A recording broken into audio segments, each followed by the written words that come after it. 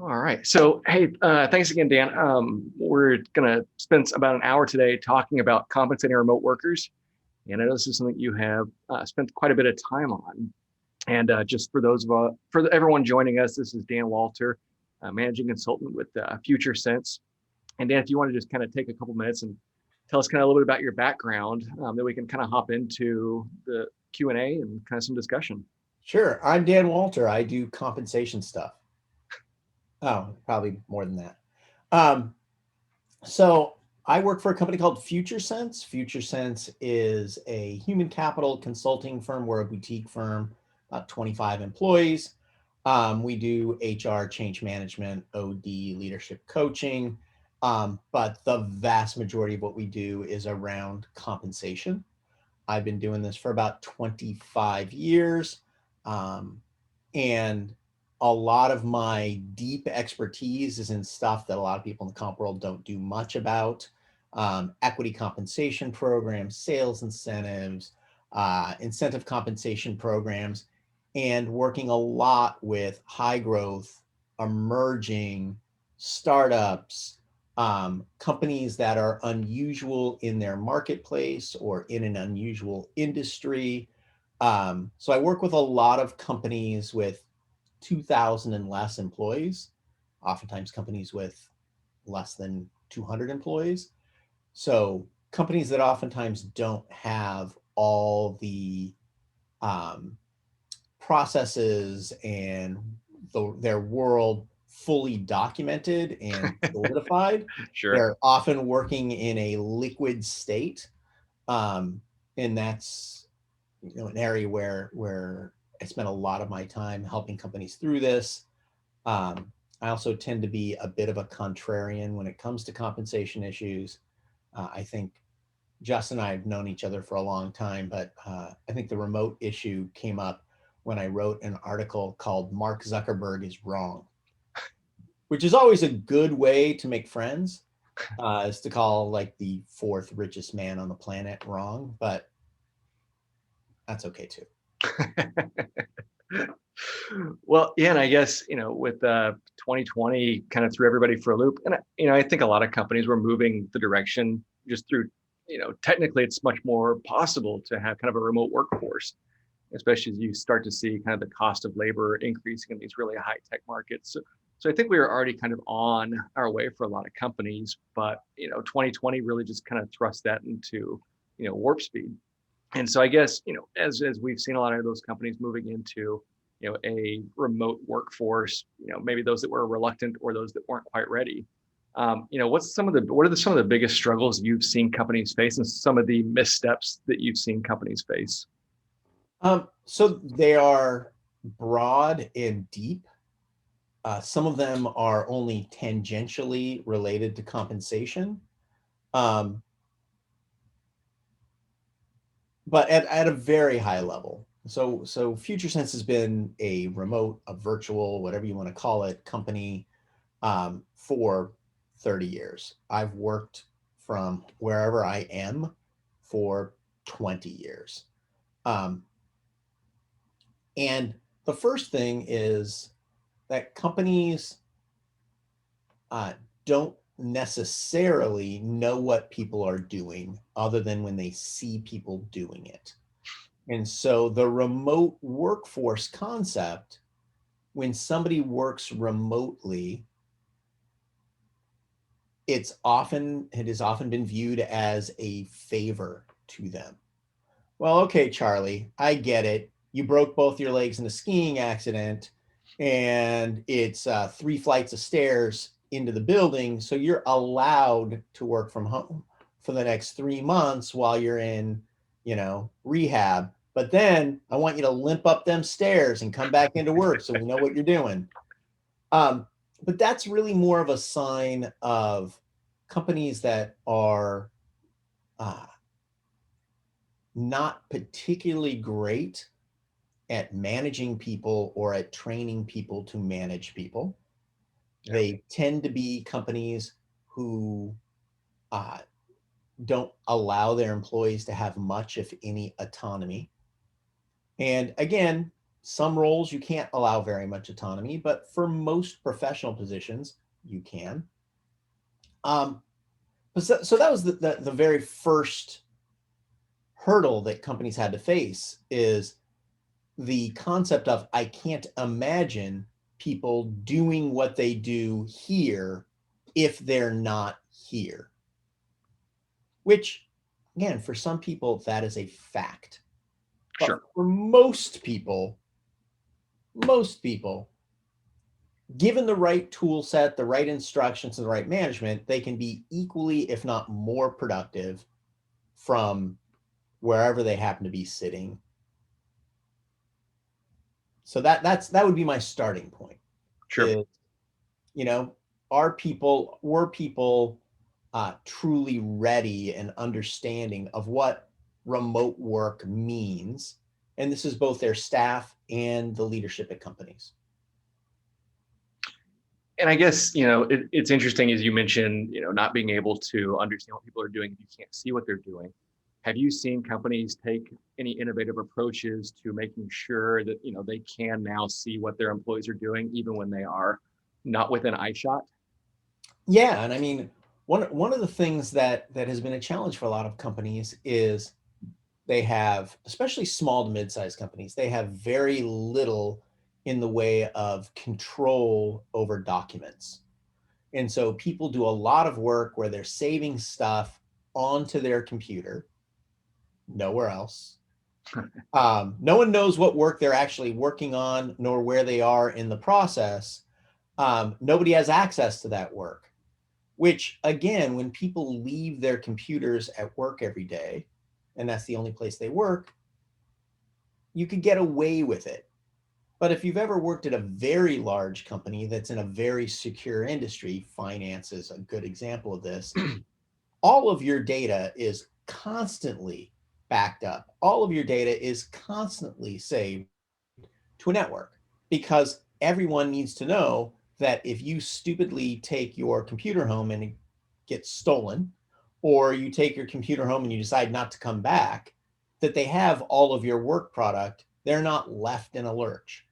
So it was hard to do that 10 years ago.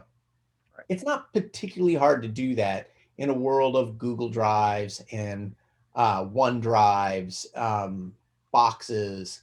You can actually have people working on the same documents from multiple locations simultaneously. So that was one component, is people just didn't know. The other piece is the concept of checking in with people. There was this idea that if I walk by your desk and you are typing, you are working. Um, I once worked with a guy who was narcoleptic, and we did not know for 2 months, because he had taught himself he would face away. So his back was to you in his office, which is always a weird way to sit in an office. And he could fall asleep with his hands on his keyboard, and it just looked like he was deep in thought. And he'd sleep for like 45 minutes and then wake up and start. And somebody went, "Wait, were you sleeping?" And so he admitted, but he had gotten away with it for years at other companies. Sure. It turns out just because somebody is at their desk doesn't mean they're working. And just because somebody isn't at their desk doesn't necessarily mean they're not working. But that's a hard thing to teach, especially newer managers. Mm-hmm. Yeah. So are you seeing a lot of more movement into kind of agile performance management, or those kind of more frequent check-ins now? Agile performance management, we're seeing much more in the way of managers dedicating less of their time to work and more of their time to managing. Mm. So making sure that people have actually done what they need to do. But more importantly, it's less about making sure that they're doing what they're supposed to do, and more about making sure they have the information and tools to do what they need to do. Yeah. So checking in and going, all right, do you have any questions? Is there anything where I can provide you with a level of expertise, or somebody else to cross-check your work, Or, wow, dude, your webcam is from like 1970. You're pixelated like an 8-bit video game. Can we get you a better video camera? You know, I had somebody on my team. I'm like, what do you mean you can't see what I'm showing you? Well, it's really hard because the monitor, I went, what kind of monitor are you using? I don't know. I've had it for years. It's like 15 inches. I went, we're sending you a monitor. We're going to send you a 32-inch curved monitor. When you're on Zoom and we share an Excel spreadsheet, I need to know you can actually see what we're talking about. Sure. Again, it's like a couple $100 investment, but it wasn't really a big expense to make somebody significantly more productive with no effort. Yeah. But it's those kinds of things. If you're not talking to your people, if you're not discussing things with them, you might not know. You know, I had somebody that goes, yeah, I was talking to somebody and I realized their computer was always moving when they were on the phone. Whenever they're on a Zoom call, like the camera would be, you know, doing this. And it turns out the only place they had to work was their couch, and their laptop was always just on their lap. I went, and they went, so we got him a desk. It seems like a basic thing. Sure. But that's part of this being agile, part of this being proactive is understanding that when somebody's in a workplace, you have control over the space that they're in. Mm-hmm. And when they've now gone out into the world, you still can help control what that space is. Most companies are just not willing to do it. And we'll talk a little bit about what companies have done, I'm sure, to make this happen in a more proactive way. But it's a big piece of being successful. No, absolutely. I definitely want to touch on some of those kind of unexpected or non-directly related to an employee's compensation points as we kind of go through it. I do want to shift gears a little bit and kind of move into really kind of, how do we compensate employees? Because one of the things I hear from a lot of other compensation practitioners is, we've got employees moving from this location to this location because it's closer to their family, or it's because they've always wanted to live near this mountain range so they can go skiing on the weekends, or these different things. And a lot of these companies are moving out of the Bay, or a lot of employers or employees are moving out of the Bay or high cost of living areas. And so one of the questions that comes up is, what should companies consider when they are having employees move to different locations? What should be taken into consideration when we are adjusting an employee's pay just based on where they're living? Well, let's start with maybe flipping that a little bit upside down. Should we pay less for the products of companies who have moved from the Bay Area to Texas? Cost them less to be there, so they shouldn't charge us as much for their products anymore, right? Because, hey, you just save 15% between cost of living and your staff and taxes. So I'm assuming Oracle is going to be a less expensive database going forward. And again, the smile on your face says everything. It's ludicrous to assume that because a company can save money, that it has to then share that with the rest of us. They're doing what's good for them. And honestly, what's good for them is good for their shareholders and theoretically good for everybody else. That's the theory. And in the end, will Texas tax them down the road? That'll adjust at some point down the road. But the same is true when your employee moves. So instead of worrying or thinking about it as how do we pay our people, let's start with the more basic question. Why do we pay our people? We pay our people so that they can do their jobs. We pay our people so they can live their lives. And we pay our people for delivering the work product we need them to deliver with a value that theoretically is less than, or the work value that's more than what we pay them. I used to joke, and sometimes I still bring it up, that there's only two compensation philosophies. Philosophy one, we pay people as little as humanly possible without them quitting. Philosophy number 2, we pay people as much as we can without going bankrupt. And for many companies, they're actually the same policy, but the intent is the starting point. So if your goal is to pay people as many people's stated compensation philosophy, to pay people to attract world-class talent, to be competitive in the marketplace, well, then pay them to be world-class talent. So that's the first piece. So now you say, if I have somebody that's working in my office in Seattle, Washington, and they are producing X amount of work at X quality. So it's a large amount of work compared to their peers, and they're producing it at a quality better than their peers. And they move to Antarctica, and they provide the same amount of work at the same quality level. And there's no tax extradition. There's no like weird legal issues. Let's just assume they have the exact same employment issues. Should that guy get paid less? I'm assuming it's a guy because I would just assume that most women would be stupid enough to go live in Antarctica. But no, that person should get paid the exact same amount of money, and arguably more, because now you don't have to have an office for them.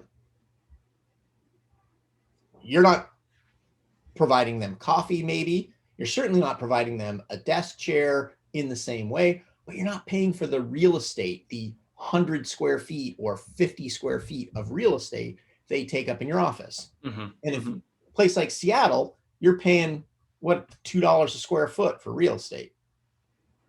So you just saved yourself real money when that guy left. Right. So let me ask this then. So I think what I have seen with companies historically is when you have employees that move from one location, one work office to another work office that are in different pay structures, different cost of living or cost of labor areas, I typically have seen where they will make some kind of adjustment either up or down to accommodate for both internal equity and for kind of cost of labor within a particular market. And so you're suggesting kind of that maybe that's an older approach that's maybe not as relevant now with the kind of prevalence of remote work now? Well, the real question is who is making the decision that the person lives in Lexington, Kentucky? Is the company making the decision that that's where the job is because they need somebody in Lexington, Kentucky? You clean rain gutters on houses in Lexington, Kentucky, you're going to have to live somewhere near Lexington, Kentucky. The people that are going to compete for that job are also going to live in or want to live in Lexington, Kentucky. So you have to pay reasonable rates for Lexington, Kentucky. But let's say instead it's a software engineer or a big data analyst. And right now they're working in a super high cost area. And they leave and they go to Lexington, Kentucky. Far less expenses. Companies go, well, we're going to pay them the local rate. We have a geodiff that says it's 26% on the negative side. So, you were paid $175,000 a year. Now we're going to pay you $140,000.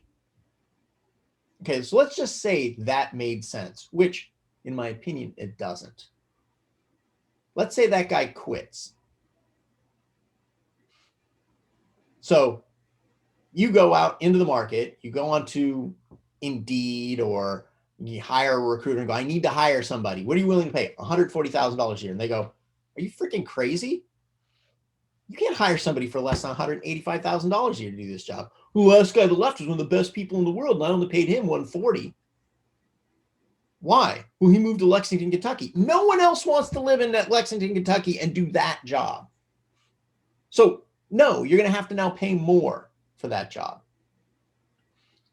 Well, the next step to that is, let's say he didn't move to Lexington, Kentucky. Let's say he started there, but he always wanted to live in New York. So you're paying him Lexington, Kentucky rates. and you say, we're going to provide a geodiff depending on where you choose to live remotely. Okay, I'm going to live in Manhattan. So that job that paid me 140 in Lexington, Kentucky, I'd really like to get 240 now. Mhm. What? We're not going to pay you 240 to do that. Well, you lowered my pay to go work in a place that's cheap. I'm assuming you're going to raise my pay for a place that's expensive, right? I mean, that's logical. Well, no, we're only going to lower your pay. We're never going to raise your pay.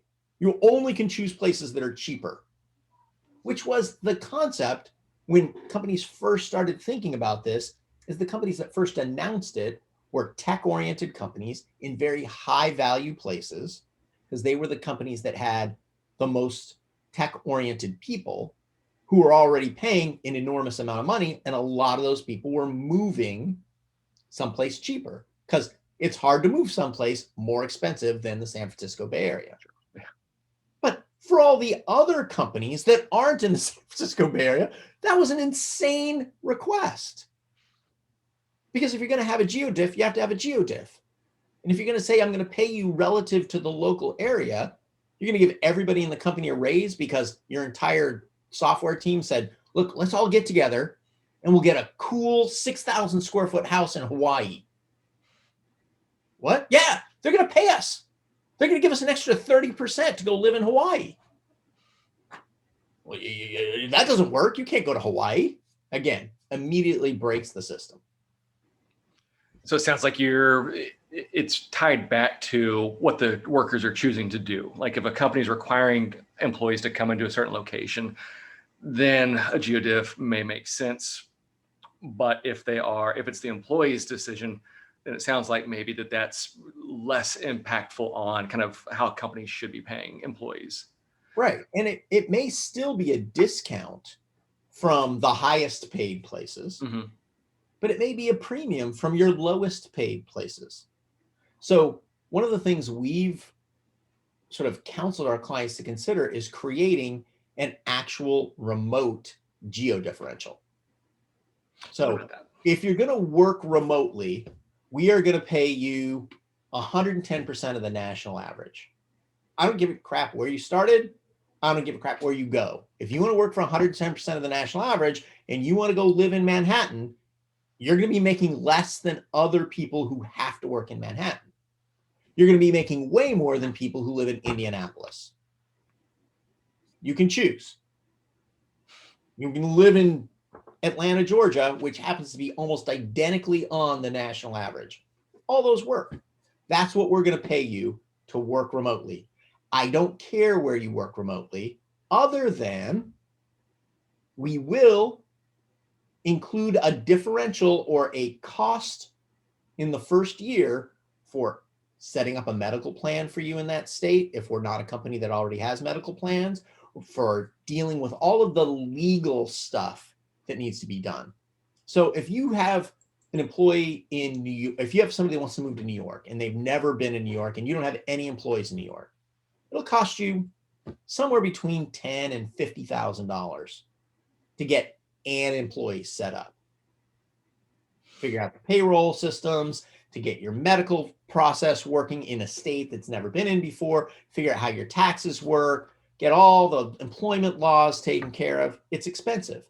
You tell people, yes, this is going to be your rate, but there is a differential we have to account for. And that will be taken off of whatever.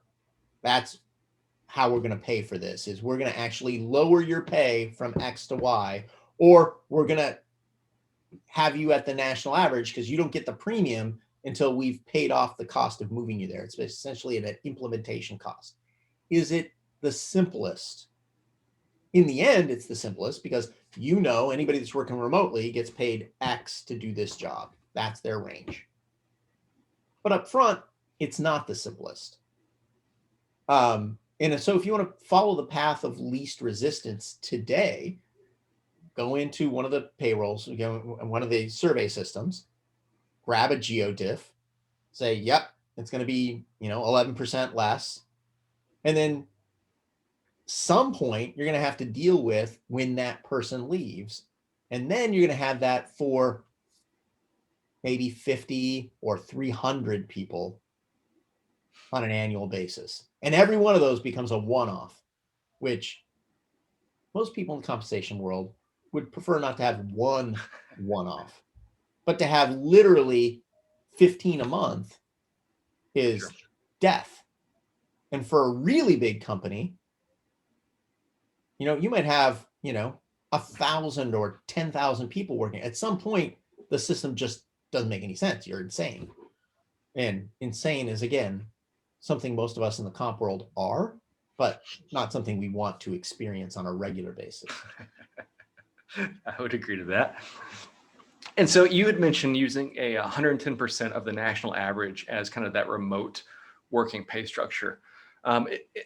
Is that why the plus 10% over the national average? Because what I've heard from a lot of companies is they are creating a single structure for those remote workers, and a lot of times it's based on the national average.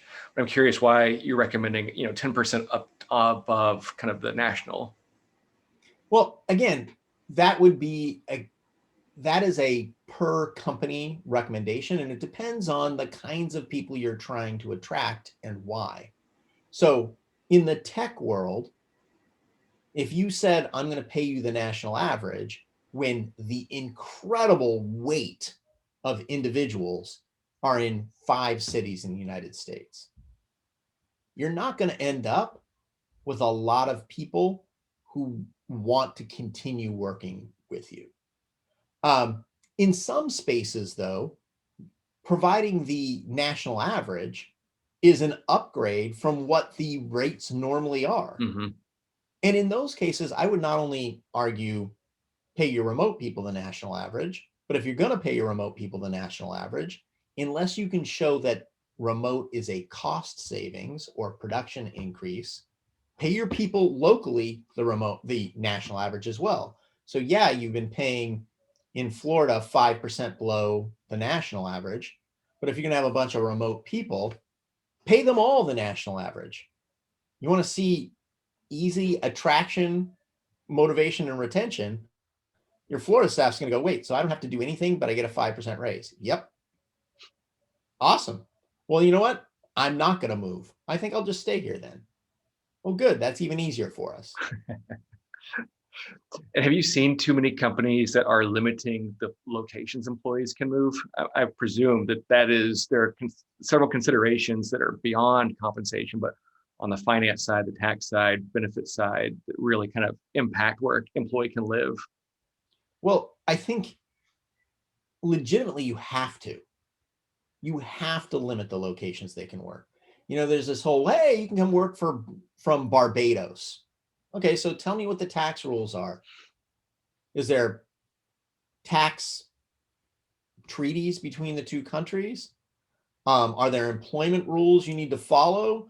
Are there, works councils, which there aren't in Barbados, but, let's say somebody decided to work in Spain and now 14 of your employees started working in Spain. At some point, there's enough volume there that now you have issues that you've never considered, you might not even know about until you fire somebody and they go, now you have to pay me my incentive pay for the next 5 years or forever. What?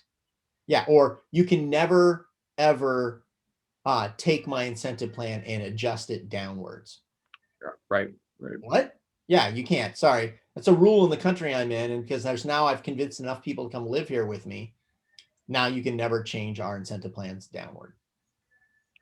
So who would you recommend be involved with kind of these decisions? I mean, it sounds like the finance team, HR team, legal team. Is there anyone else that I'm missing? Well, at the very least, you need those. But if you're going to do this right, this is a leadership team across the board. So you need to, first of all, define which jobs can legitimately be performed remotely. I mean, if you make stuff, Sure. I have companies that are in the biotech field that I work with. They have incredibly expensive test equipment and laboratories. You can't take one of those and put it in your garage. I mean, And even if you could, what are you going to give one to every science team? You have 50 of them set up. There's oftentimes $10 million to set up one lab. Impossible. So the first thing you need to do is let's define what jobs can be done remotely. Then you define, of the jobs that can be done remotely, which of those jobs do we feel could be equally or more productive versus which ones are probably a loss. And again, some loss of productivity with an increase in happiness factor might actually be okay if what you're looking for is a better retention program. Mm-hmm. And so it's a calculus problem. It's not basic addition and subtraction. And I think this is where companies, they look and they go, somebody on the finance team goes, so what we can do is just cut all these people's pay by 10% if they leave. Kinda, but we're also going to lose X% of their productivity if they all leave. So we want to convince these people to stay here. And we want to maybe create a hybrid situation. These people, I don't care where they are. And this is, again, something lots of companies have pulled off: customer service reps. When you call customer service, where are you calling? Yeah, Somewhere. rarely the place. You're calling somewhere. And for a lot of it's any somewhere, because they're, even before this all started, customer service reps were working from their homes, sometimes from multiple companies. And so you were calling, and maybe you'd get somebody in Kansas, and maybe you'd get somebody in, Madras. It didn't make any difference so long as they could answer your question. But in other areas, you might say, look, there is a team component to this that has to work. And so from a timing perspective, we can't have 3 of you working from Dubai and the rest of you working from Los Angeles, because you're literally on opposite hours. And the people in Dubai, Sunday is a work day and Friday is a weekend day. So literally you're only working 3 of the same work days a week, and you're working opposite hours. Who is going to be the person that's going to manage 24 hours a day? I've done that in my life, working with teams in New York and India. It's exhausting to be the manager of those teams because you work every hour of the day.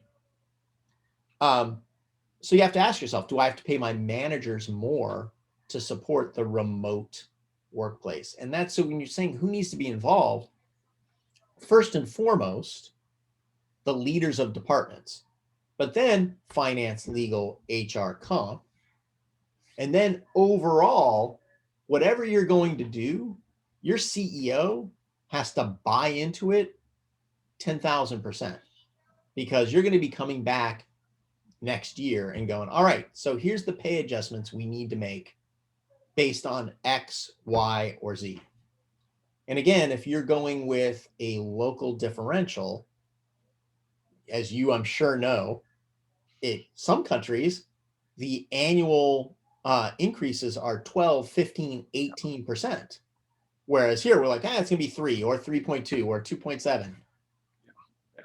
So are you willing to do that for anyone? The flip side is we're now in a world where your marketplace is the world, which means companies that you've never competed with before are competing with you for the same talent, because they no longer have to worry about it. And comp people go to the compensation tool website and you see these 75,000 job openings. It's like a near endless list, but you look at that list and the number of them that say you can work remotely forever or for some extended period of time is shocking. Yeah. Because we don't need the compensation person here. Why do we care? It's sort of like, I live in Portland, Oregon, and I used to live in San Francisco. I did not change my rates because I moved. It didn't even cross my mind. Why would I have done that? And my clients are all over the country, actually all over the world. And none of them care where I am Yeah.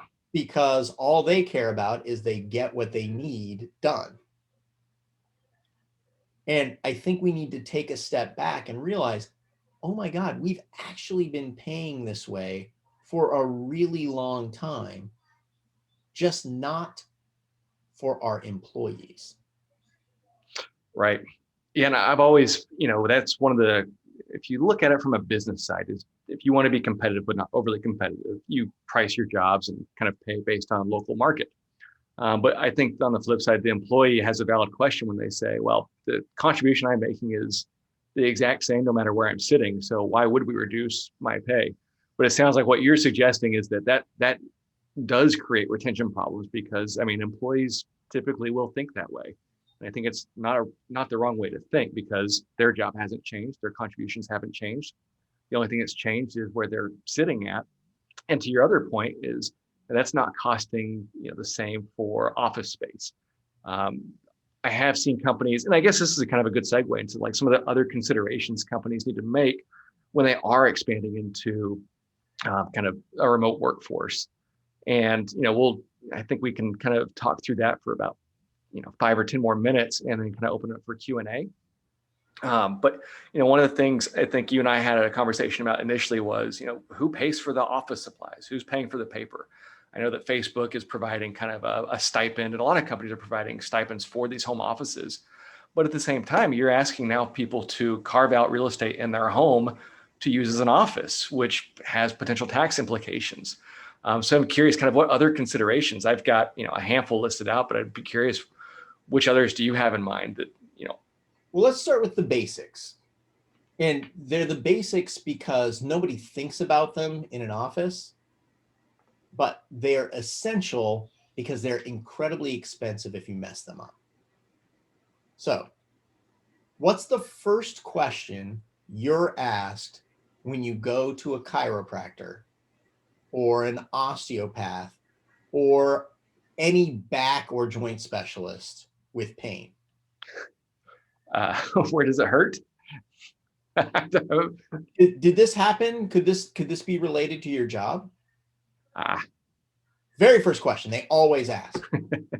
So for those of you that don't know me very well, before I did all this for a living, I also worked for many years as a massage therapist. Weird things about Dan Walter. But that's the first question. And the reason they ask that question is if it's a workers' comp claim, first of all, they need to get it started immediately. Second of all, it's much more likely that they will schedule you for 7,000 appointments than for 2.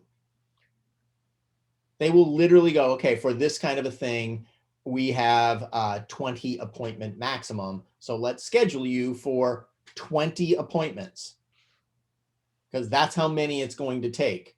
Well, what if you fix me in it? Yeah, it's impossible to fix you in one appointment.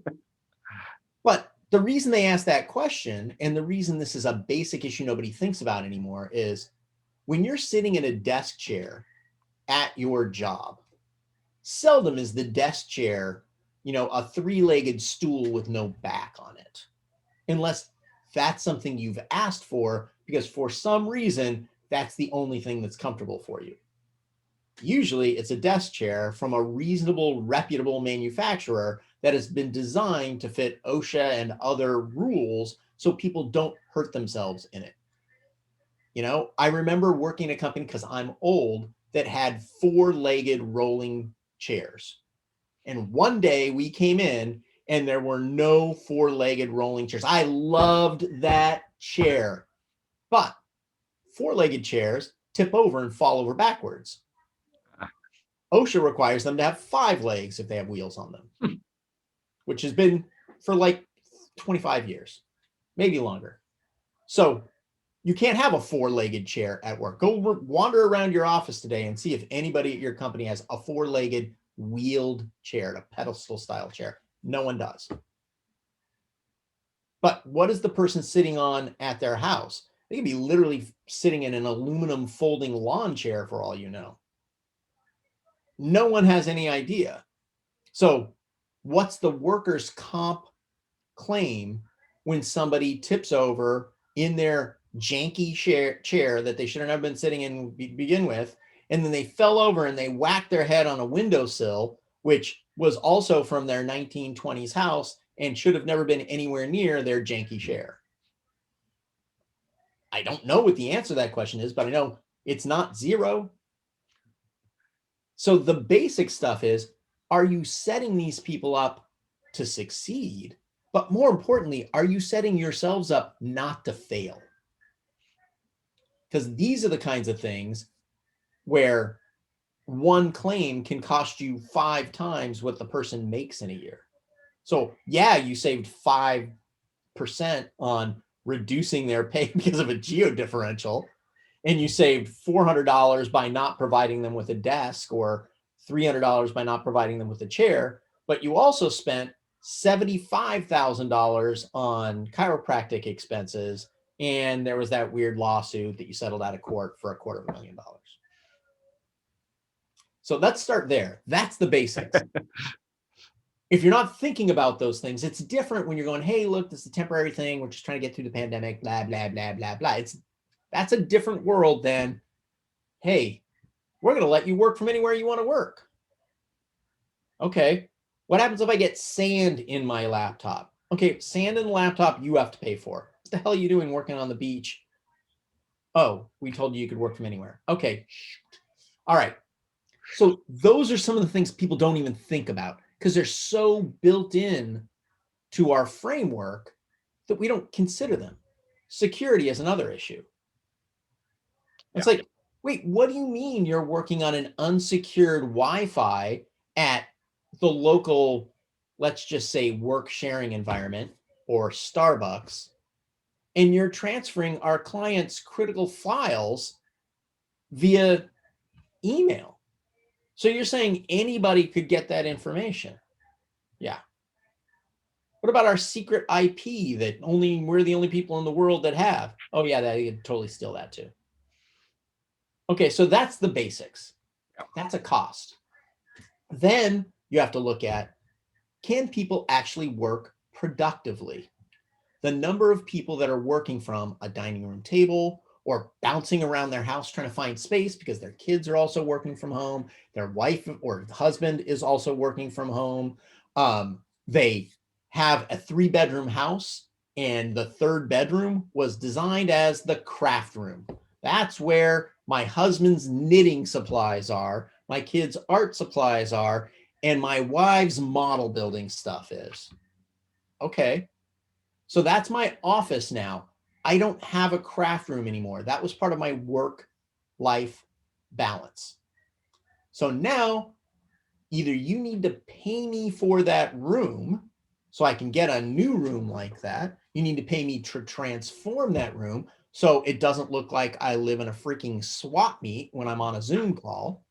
Or I need to get a new house that has a room to work in. Most people did not plan for a room in their house to be dedicated 8 to 12 hours a day for work, especially not on a video call. Yeah. You know, it's a beautiful background you have there. I'm assuming it's real.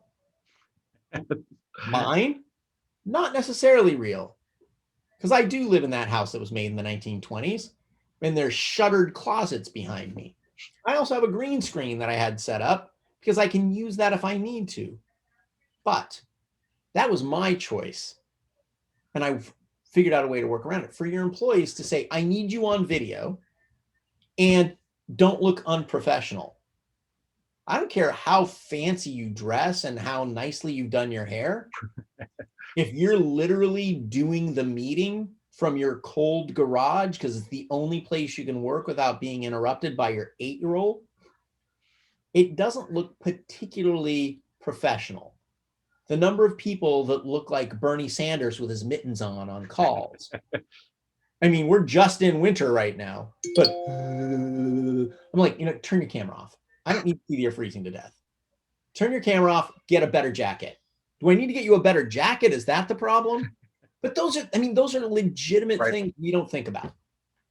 Then it's a chair and a printer and a computer monitor that works. So you're not, I could change to I have a laptop down here, down there with a webcam on it, but I'm fairly tall.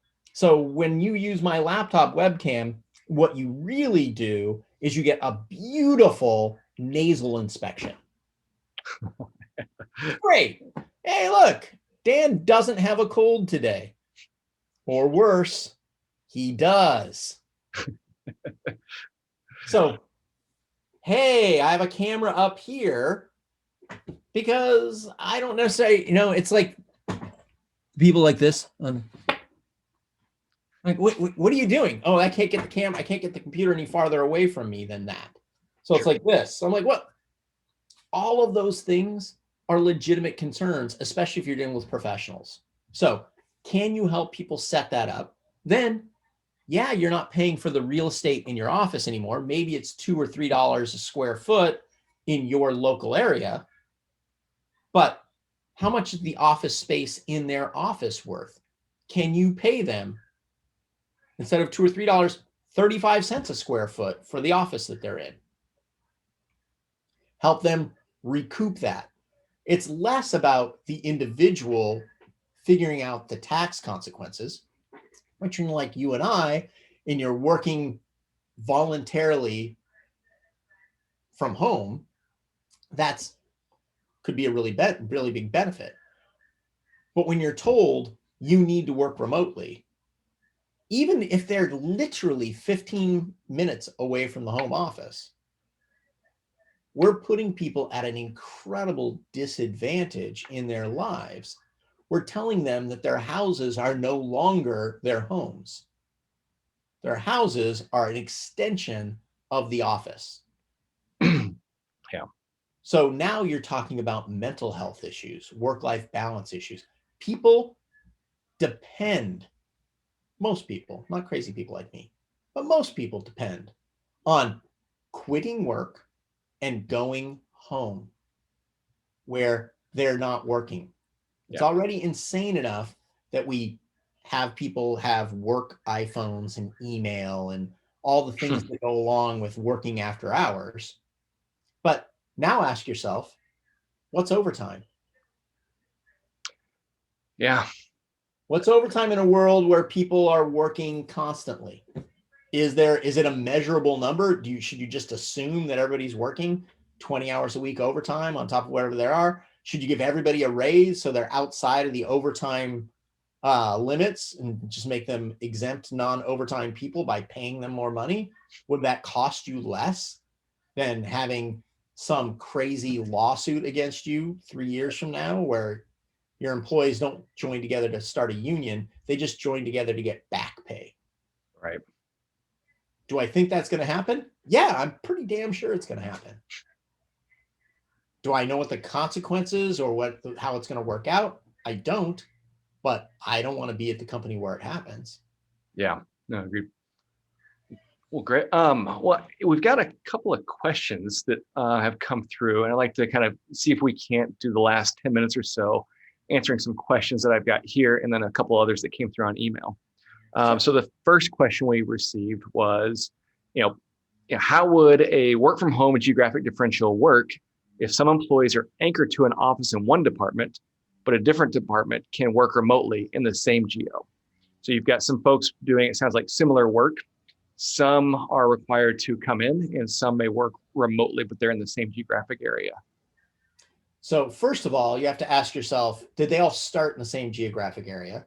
So are they all working in that geographic area because that's where their job is? But some of them, because of the pandemic, need to work from home because you're trying to social distance people. It's a different equation than if you said, look, we have people that work in Lexington, Kentucky, and this person who didn't work there now has gone to work there. And it isn't an easy answer. You may say, look, for roles like this that we have determined it's good or fine, depending on your definition, to have somebody working remotely. You might tell the person in Lexington, Kentucky that's paid less than your new GeoDiff for your remote workers, you might say, actually, we're going to give you, no, I don't have COVID. I've just been talking. We're going to give you a premium to work in the office until all this is done or forever. Or we're going to say, this is our new rate. Our new rate for this kind of job, whether you're working in our Lexington, Kentucky office or you're working from a home in Lexington, Kentucky by random choice, the new rate is this. And here's our range. And if people are below the range, you should probably adjust them accordingly. Yeah. One of the things that Mark Zuckerberg brought up that I did agree with, which there weren't a lot of things I agreed with, was some people are not ready to work permanently from a work from home environment.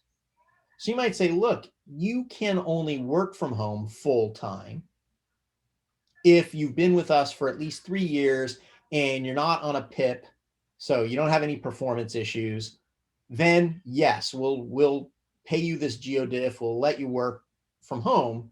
That's great.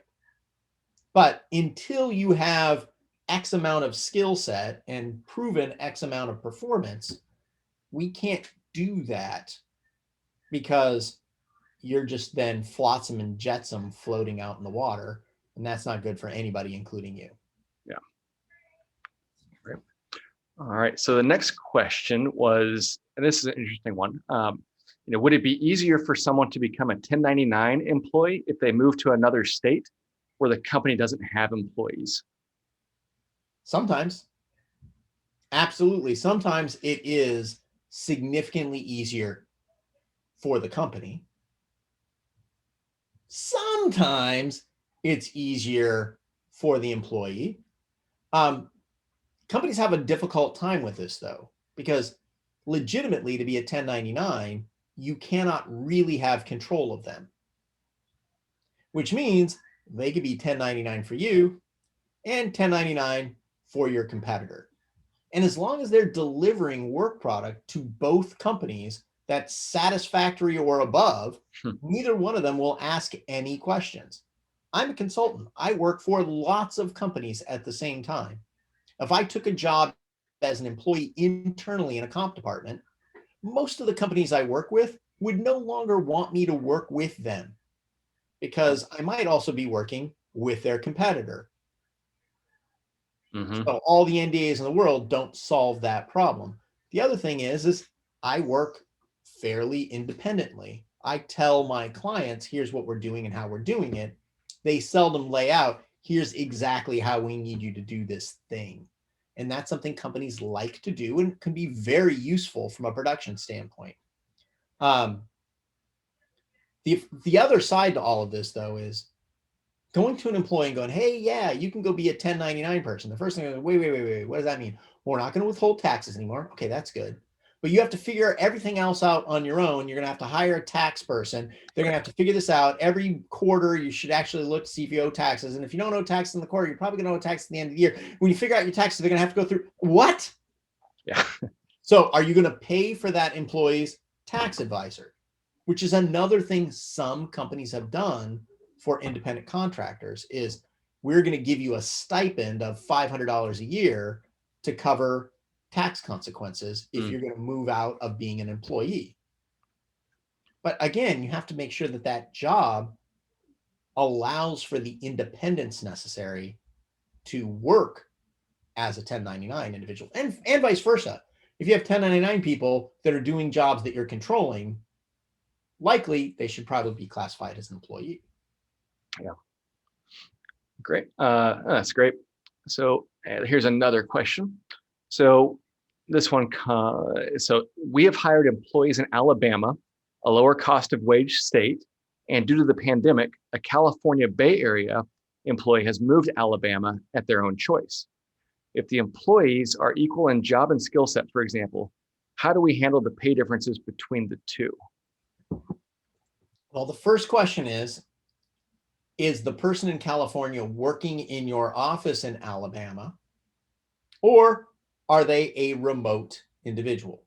If they're a remote individual And moving to Alabama is actually a cost savings because you don't have to set up any of the healthcare issues. You have to deal with any, you already know how it works. And this person delivers on the value you would expect that they delivered in the Bay Area. I would first argue they should be paid Bay Area wages or your remote geodiff wages. Probably in most locations, if you started them in the Bay Area, it's going to be a discount. But again, if you're moving them from Fresno, California to Alabama, that differential is a lot different. So that's the first. The second piece is for the people that are in Alabama, that you hired in Alabama, if they're doing the same job at the same level with the same kind of work, Yeah. you should probably give them the remote geodifferential. Yeah, because I think that's, one of the questions I have myself is, managing that internal equity perspective, internal equity across different locations. And, I know that you cannot reduce an employee's pay to take care of internal equity with other lower paid employees. You can. It's a good way to get punched in the face. But I think, too, if I'm thinking of where do these employees come from, like even if you look at it from a longer term approach of even pay equity, let's say that you only had men moving into a predominantly women location from a high cost living area, and all of a sudden now you have this pay equity issue, people doing the same work at the same location but being paid very differently. I think, going back to your point of everyone should be paid or compensated based on the work they're doing. Really certainly kind of helps set up and mitigate some of that risk as well. Absolutely. I mean, in the end, there have been a lot of times where companies have opened up locations because there are cost savings or because it provides a jobs or a works program in an area that might not have it. So, hey, we're going to open up this thing in the Appalachians, and it's a right market for people in their 20s that don't want to work in a coal mine or some other blue collar job. Great. Now we have somebody that does, high end engineering work. You're going to have to pay them like they're an engineer.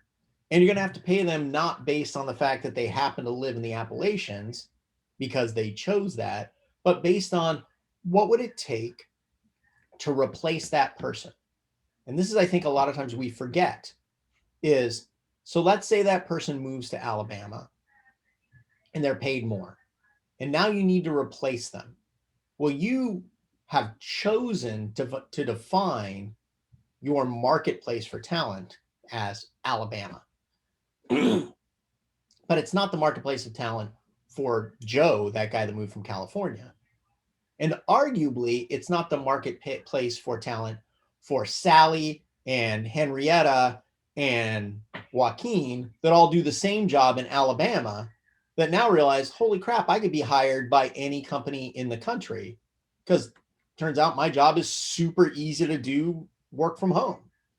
So your competitors no longer are the 8 companies in Alabama. Companies are literally anybody who knows how to contact people in Alabama that do that for a living, which could be everybody. Yeah. Oh, yeah. I think it'll be really interesting to see some of the squeeze that smaller companies in the lower cost of living areas have when they are now competing for talent with some of the higher cost of labor areas. And that's where, when you're a smaller company, you got to look at beyond total rewards. You have to look at the entire employee proposition. There are people that want to work for a small company, and there are very few small companies that are going to have the recruiting clout to recruit from all over the world. Mm-hmm. And so the companies you're most likely to be competing with for those Alabama people are going to be local companies because that's where they recruit, or it's going to be gigantic companies, but the value proposition to the employee is do you want to go work for the man? I live in Portland. There are, I would guess, 20% of this city works 4 jobs so they don't have to work for the man. I don't know who the man is, and working 4 jobs sounds awful to me, but there are people that absolutely will do 4 jobs to not have a job. And so you go, hey, you could just have that same 4 jobs worth of pay working for our cool little company that's not the man. Yeah. That's a value proposition that works. So wait, I don't have to sell my soul and go work for the devil. I can work for you guys. Yeah. And I get paid almost as much. Yeah. And I don't have to move. Nope. All right, I'll do that. You now created a defense mechanism that's very difficult to crack. Yeah, definitely. Well, Dan, it looks like we're about up on time, but I know that you've got some training material or some other educational material out there for folks that want to dig into the remote work more. Can you remind us where that is, and we'll send that out in an email to those that could join us? Absolutely. You can go to www.futuresense.com. There's a resources area, and then there's a news and blog area. I write for a blog called the Compensation Cafe. Yeah. So there's about 300 articles and a bunch of other materials. Also, honestly, feel free to look me up on LinkedIn. I'm happy to link in, even if I don't know who you are. Just link into me. I answer questions for people I don't know on a regular basis. I would prefer to at least know who you are. So link in with me and I'll learn who you are a little bit. And that way, if you have questions, you can always shoot me a note. So that's where I would start. And you can always send me an email, dan@futuresense.com. The easiest email address I could come up with. All right. Well, Dan, thank you so much for your time this afternoon, or this morning, I suppose. It was really insightful and I enjoyed the conversation, and I think everyone else did too. Well, thank you. No, this was awesome. I really appreciate it. And everybody, have a fantastic rest of the week. Stay healthy, wear a mask. Don't lick flagpoles or pretty much anything else right now. Probably a good rule in general. Good advice. All right. Well, thanks so much, Dan. Thank you. Talk to you soon. All right. Have a good one. All right. Bye-bye. Bye.